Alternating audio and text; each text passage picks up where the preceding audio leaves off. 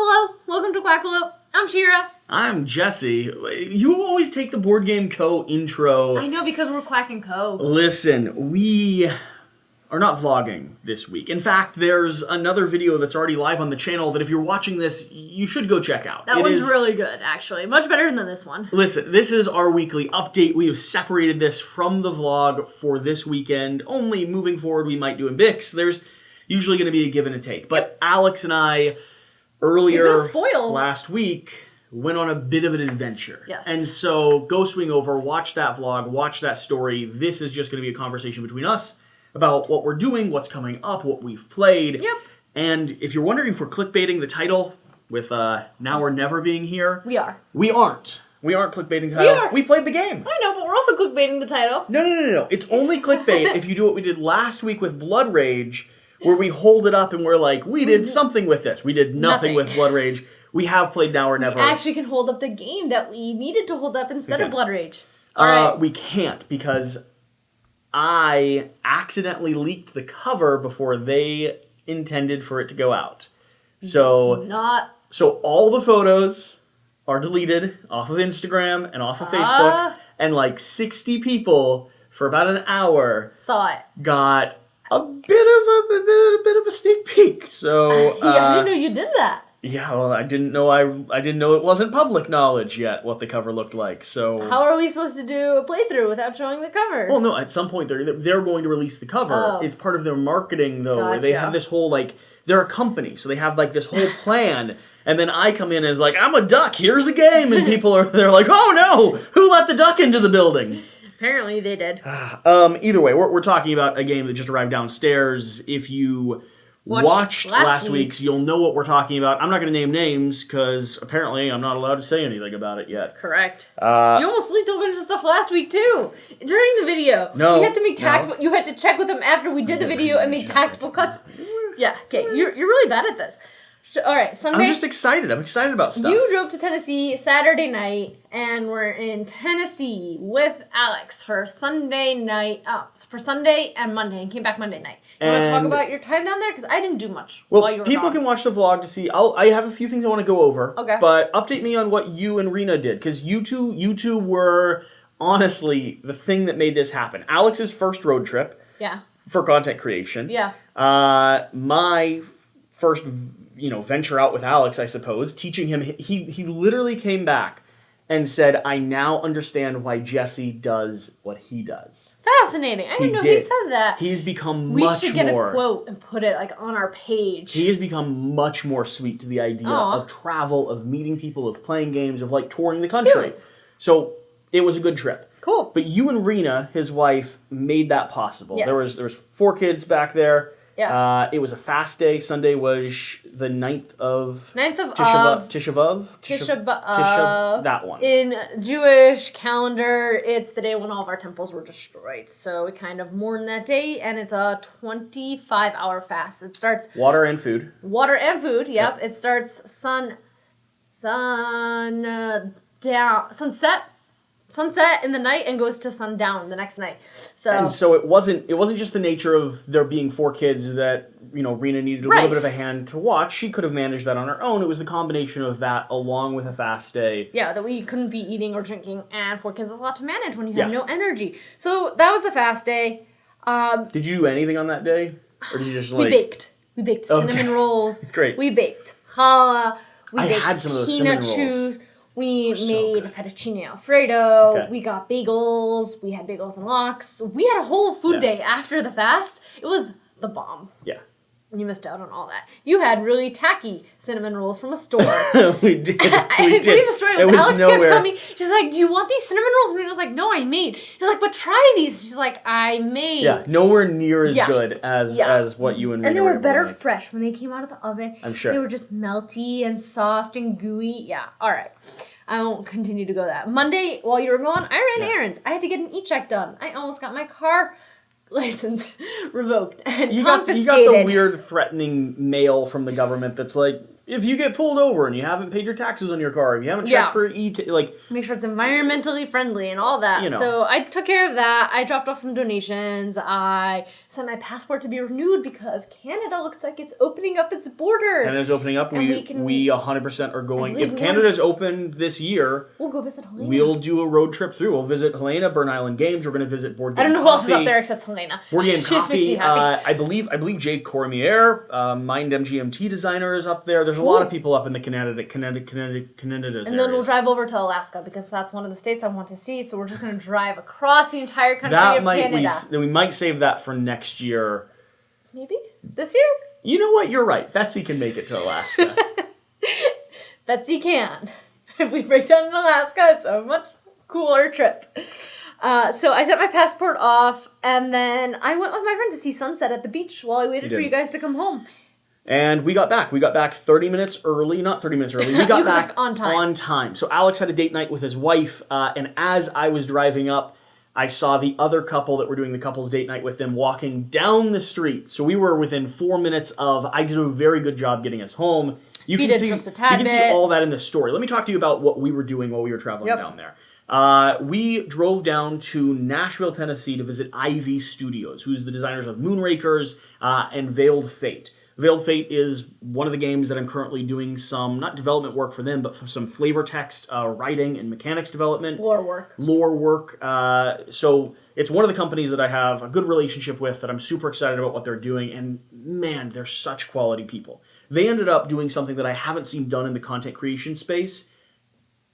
In our industry, I'm not aware of this being done yet, and it could just be because there was a lockdown for a whole year, but they brought out Becca Scott, Rule, his last name starts with a G, but I don't ever say it. I just always read it, and so I'm scared I'm going to mispronounce it. Jeremy Howard, Alex Radcliffe from Board Game Co. They brought out Monique and Naveen from Before You Play. They just brought out a whole bunch of people to play test. A whole collection of content creators. They have a full production studio. It's what they do alongside or instead of doing board games. So they brought us down to produce a video for our channels. They brought us down to play test their new game and get an experience with that, and record head-to-head gameplay matches between all these content creators for their page. So it's not reviews, it's not previews, we're not showing off, but we're just playing and experiencing and talking about their title. They brought us all together. It was so much fun. So that's what the vlog's all about this week. That's the 40-minute journey. The whole story's over there. The games we featured, though, the games we played while we were there. And you don't know all of these. I don't know most of these. So, by the way, everyone's fantastic, but Jeremy Howard, Becca, Monique Naveen, Ruel, if you just said everyone's name again. I know. Did you exclude anyone? If they're watching this. Oh, and Mark Street from the Dice Tower, dude, what a cool guy. Super I have his number. We're gonna connect. I think I've only met one of those people. So grateful for all your time and how generous and courteous all of you were to this weird old duck and a muskrat showing up and kind of and pointing a camera in your face. I mean, he was a little obnoxious. This is like a big bird bath down there, and I just went and splashed around a little bit. Either way, so let's see here. We ended up playing down there Ivy Studios' new game called Mythic Mischief. Now, I don't have a prototype in front of me, and I did just have this great experience, so take everything I say with a grain of salt. But it's a head-to-head skirmish game where you're able to maneuver bookshelves trying to make a tome keeper walk into or capture the other opponent's students. And here's the thing that I think this game's doing. Set in a library. Yeah. Here's the thing I think this game's doing really, really interestingly. And I cannot wait to show it to you. We have some news coming up on that soon. You're able to control your character's movement. Mm-hmm. You're able to control the bookshelf, so the environment you're moving on. You're able to control the movement of the tome keeper, and you're able to control the other player's characters as well. So there's a mechanic that allows you to manipulate every aspect of the puzzle when it's your turn. Oh. It's this like... So you don't know where your character's going to end up by the next time you play. It's this four-dimensional... It's like this four-dimensional abstract game, and I think it's really, really solid. Cool. It's also way thinkier than their cute little comic book artwork makes it look like. So Mythic Mischief, we're going to have more coverage on it. Get it on your radar. But really nice. Legend Academy, coming out in about a week and a half. This is the one that we're actually doing development work. It'll be the first game where Quackalope's listed as a developer. We were playing one of the newer prototypes. Things are getting more and more balanced. I know they've ran since the prototype that they sent me, they've ran something like 50 to 70 playtest sessions on TTS with the community over on the Discord. The game's getting there. It's getting really solid. They've started working on the next expansions. I think they've officially announced they're going to like Adventures in Wonderland. They're going to the Jungle Book with one of them. Cute. They're doing Gulliver's Travels. Okay. They're doing the Iliad and the Odyssey. Okay. So they have a lot of stuff coming along, and a lot of people are paying attention to it. Yeah. I'm of course biased. I'm part of the team. I'm working on the game, but it doesn't mean I can't be excited about what I'm doing. We also, while we were down there, had the chance to play one other little game. A game that we can't wait to show you in Arena. Becca brought this one, Decrypto. Decrypto is going to be like Codenames, but it's about 38% better. Oh, I don't think anything can get better than Codenames. Codenames is going to be this little puzzle where you're doing your very best to give hints and find words. Yes. Decrypto is going to be a puzzle where I already know the words we're looking for. Okay. I'm giving hints to try to have my team identify the sequence that the words are coming in, the little code I have. Okay.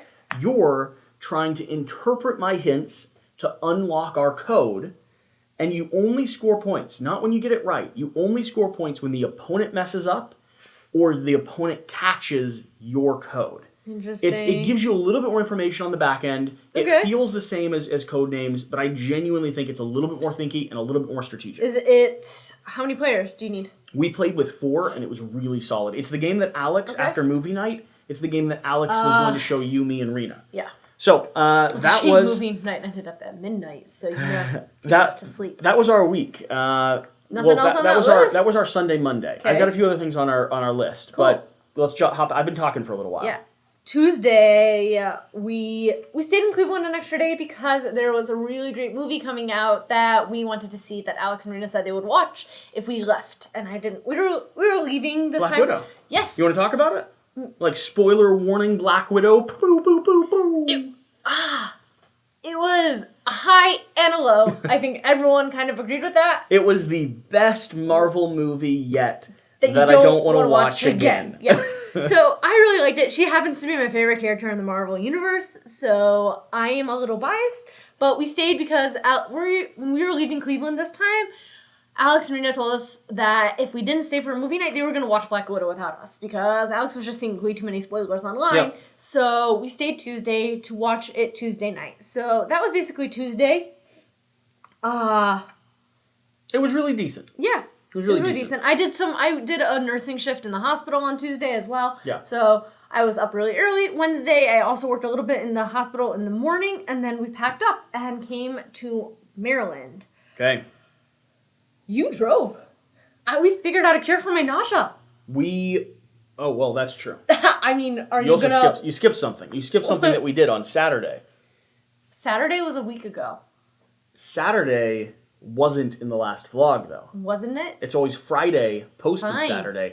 We did figure out a cure. Can you tell people what because I don't even know what it's called. Explain your nausea to start with. Okay, so if I don't drive the car, I get a headache, my stomach hurts, I get dizzy, I get restless, and I just get very miserable. So up until this point with our travels, I've been doing most of the driving. Which is very weird because I drive all the time and I really like driving. Right. I also drive all the time and I really like it. And we were going to find a compromise except for the fact that I couldn't... You have veto power. You just go, well, I'm going to feel miserable. And I'm like, all right, fine. Literally, that first trip that we ever took, you drove for the first 3 hours and then I was like, I can't take this anymore. And since then, you drive in snippets if I take Dramamine and conk out and then you drive while I sleep.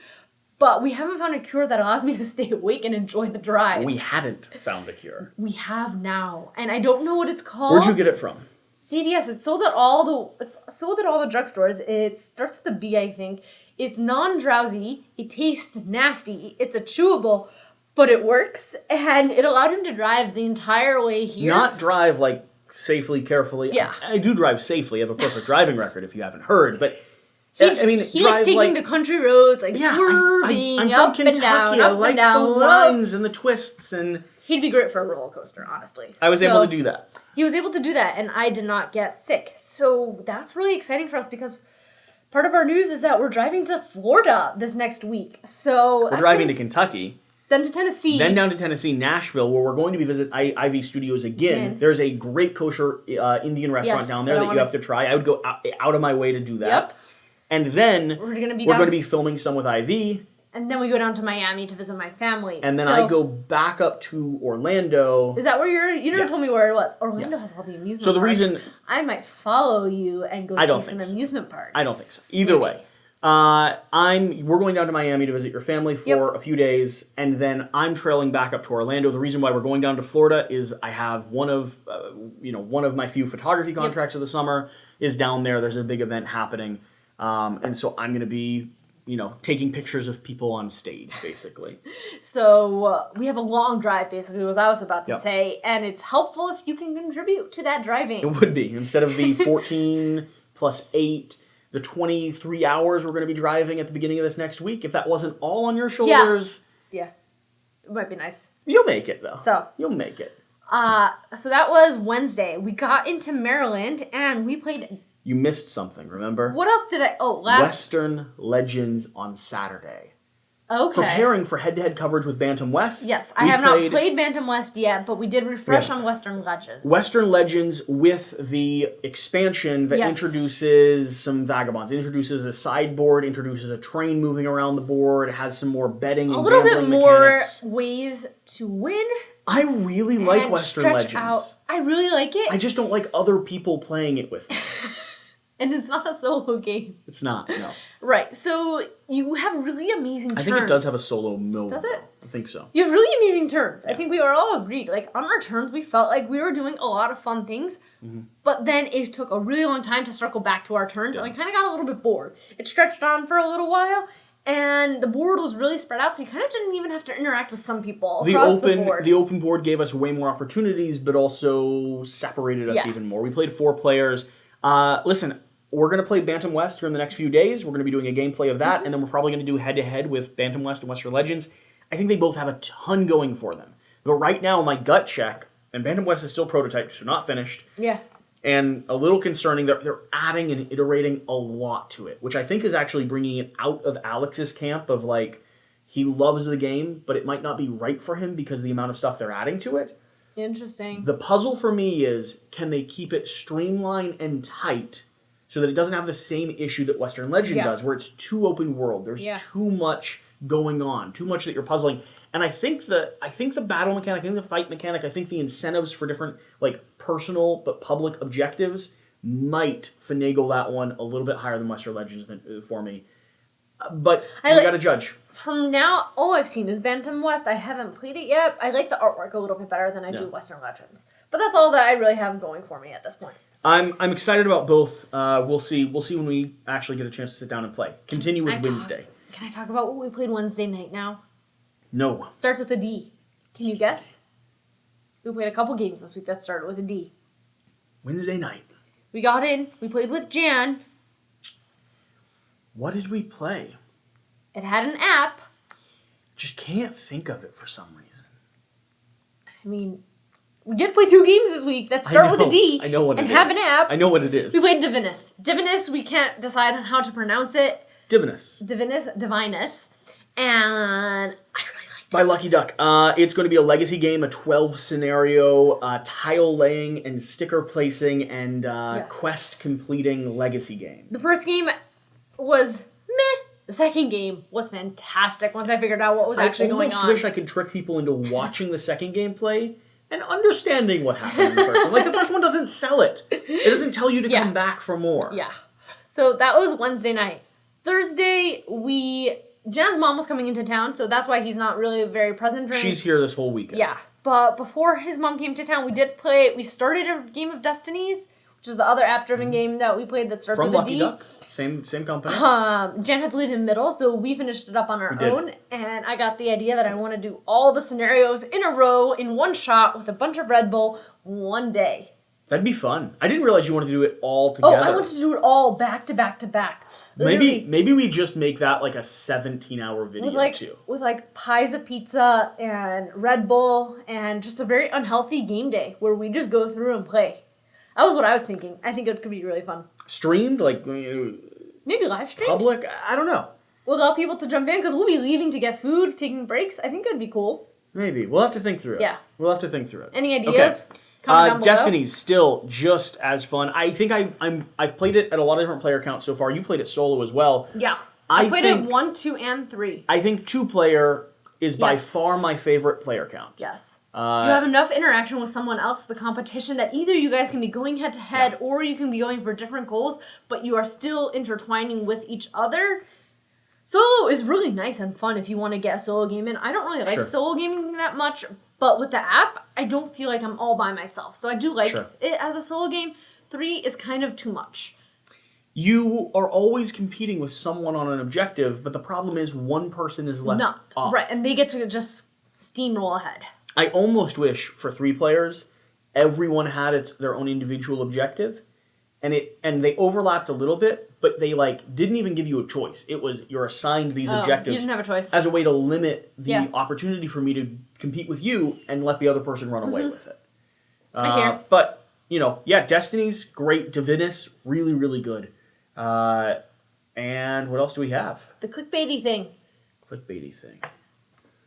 What's big that? box. Oh, Now or Never. Now or Never. We played. Will came over that night, friend from the channel. Last night. And he's an expert apparently in Red Raven games. He is a giant Red Raven games fan. So we played Now or Never. And it was my first introduction into that whole... Is it a trilogy, I think? Yep. There's 3 games in that We have a full series. gameplay coming. Yeah. And we have a full review coming. And then we did first impressions on it. Yeah. Yep. So we did Now or Never, and we did a first impressions. And then at 4 in the morning, we attempted to do Gloomhaven, episode 5. So for those that are curious, hot take on Now or Never, all 3 of us enjoyed it. Yes. All 3 of us have it positioned somewhere in the lineup of near and far, above and below, Now or Never.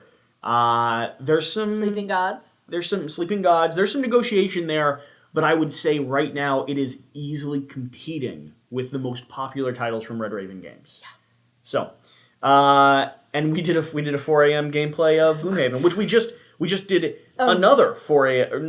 midday 4 p.m. gameplay of Gloomhaven as well. Correct. Because you thought we cheated. I had thought. I can't do grammar right now. I thought we had cheated at 4 I done thunk it. At 4 a.m., it was late, and we ran through a Gloomhaven scenario, and he won. Ran through it. He literally ran through it. He won. We both won, but I mean, he trumped. He killed monsters. He was slaying back and forth. I didn't feel like I did anything, and it almost ruined the entire campaign.